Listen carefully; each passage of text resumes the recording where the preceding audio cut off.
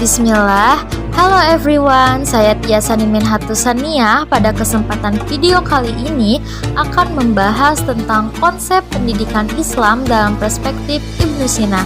Sebelum memulai kepada pokok pembahasan, kita akan membahas tentang sejarah Ibnu Sina. Nama lengkap Ibnu Sina adalah Abu Ali Al-Husain bin Abdullah Al-Hasan bin Ali bin Sina. Di dunia barat, ia dikenal dengan sebutan Avicenna.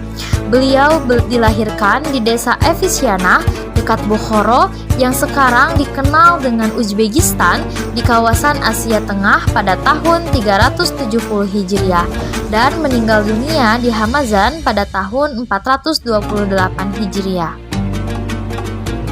Sewaktu kecil, beliau sudah terlihat kecerdasannya yang sangat luar biasa. Bahkan sulit dicari tandingannya. Di antaranya, ia telah menghafal Al-Quran di bawah usia 10 tahun. Pada usia 10 tahun, ia telah menyelesaikan pelajaran Al-Quran, sastra, dan bahasa Arab. Kemudian, ia belajar juga ilmu fikih. Di samping itu, ia belajar matematika dan ilmu ukur. Tidak ketinggalan juga, ia mempelajari buku Euclidus mengenai ilmu ukur, geometri, dan buku-buku lain tentang ilmu kedokteran. Dalam usia 18 tahun, ia telah selesai mempelajari semua ilmu tersebut. Ibnu Sina juga merupakan seorang yang ahli dalam bidang ketatanegaraan, sehingga dalam usia 18 tahun, beliau telah sibuk dengan urusan negara. Beliau juga menjadi seorang guru, menjadi filosof dan penyair, serta menjadi seorang pengarang yang produktif dalam berbagai bidang lapangan ilmu pengetahuan, seperti filsafat, kedokteran, kenegaraan, perbintangan, ilmu pasti, musik, bahasa, ukur, ketuhanan, dan sebagiannya. Bahkan tak kalah penting konsep beliau tentang pendidikan karena keahliannya dalam berbagai bidang ilmu pengetahuan tersebut, sehingga beliau dikenal di dunia barat dengan nama Avicenna dan mereka sebut dengan Aristoteles baru, sedangkan di Arab dikenal dengan nama Syekh Al-Rais. Adapun karya-karya dari Ibnu Sina, yang pertama yaitu Asy-Syifa.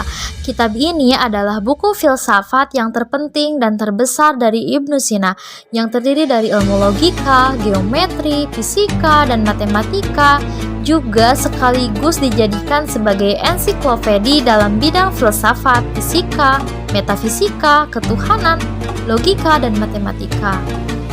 Kemudian, yang kedua ada Al-Qanun fi Al-Tibb. Kitab ini adalah buku yang berisi tentang ilmu kedokteran orang barat. Menyebutnya buku ini dengan Canon of Medicine.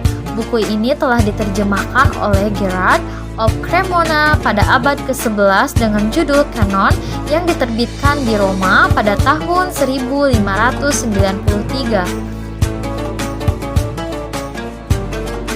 Kemudian yang ketiga ada An-Najat. Kitab ini merupakan ringkasan dari buku Asy-Syifa dan pernah diterbitkan secara bersama-sama dengan buku Al-Qanun fi Al-Tibb dalam ilmu kedokteran pada tahun 1593 Masehi di Roma dan pada tahun 1331 Masehi di Mesir dan juga di India pada tahun 1892. Kemudian yang terakhir ada buku Al-Isyarat. Kitab ini adalah yang terakhir yang ditulis oleh Ibnu Sina dan paling indah dalam ilmu hikmah. Isi kitab ini mengandung banyak perkataan mutiara dari berbagai ahli fikir dan rahasia yang berharga. Dari penjelasan tersebut dapat dipahami bahwa konsep kurikulum dan ilmu yang ditawarkan oleh Ibnu Sina kelihatannya masih sangat relevan dengan perkembangan pendidikan modern dewasa ini. Dalam hal ini, Ibnu Sina dapat digolongkan sebagai pemikir pendidikan yang sangat besar memberikan sumbangan pemikiran dalam bidang pendidikan, khususnya pendidikan Islam. Adapun pokok perspektif dari Ibnu Sina, yang pertama, Ibnu Sina dilahirkan dalam lingkungan masyarakat yang menganut paham Syiah Ismailiyah, namun beliau tidak terpengaruh dengan pemikiran tersebut. Bahkan beliau mengembangkan pemikiran dengan caranya sendiri untuk mencari suatu kebenaran. Bahkan kalau kita mau menelaah secara lebih teliti tentang hasil karyanya, tampaknya Ibnu Sina sangat rasional sehingga menghasilkan pemikiran-pemikiran yang sangat cemerlang, di samping tidak meninggalkan Al-Quran dan hadis sebagai pegangannya.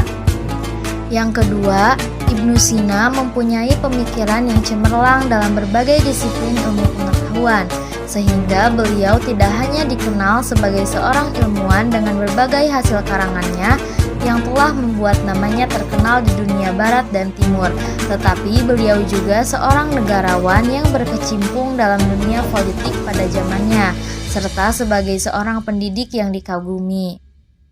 Kemudian yang terakhir, pandangan Ibnu Sina tentang konsep pendidikan dapat dilihat melalui tujuan materi, metode, pendidikan, dan hukuman.